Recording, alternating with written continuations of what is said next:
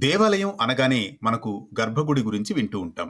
గర్భగుడి అంటే ఏంటి తెలుసుకుందాం నేటి మహర్షి టాక్స్ లో. ఆధ్యాత్మికంగా, శాస్త్రీయంగా గర్భగుడి అనేది దేవాలయంలో ప్రధానమైనది. ఇది ఒక శక్తి కేంద్రం. గర్భగుడికి ఎంతో విశిష్టత ఉంది. దేవాలయంలో మూల విరాట్టు కొలువుండే దివ్యమైన ప్రదేశాన్నే గర్భగుడి అంటారు. దేవాలయానికి గర్భగుడే ప్రధానమైనది. గర్భగుడినే మూలస్థానం అని కూడా అంటారు. కాబట్టి ఈ మూలస్థానాలు అంటే గర్భగుడులను ఆగమ శాస్త్రాలను అనుసరించే నిర్మిస్తారు ఆగమ పండితులు.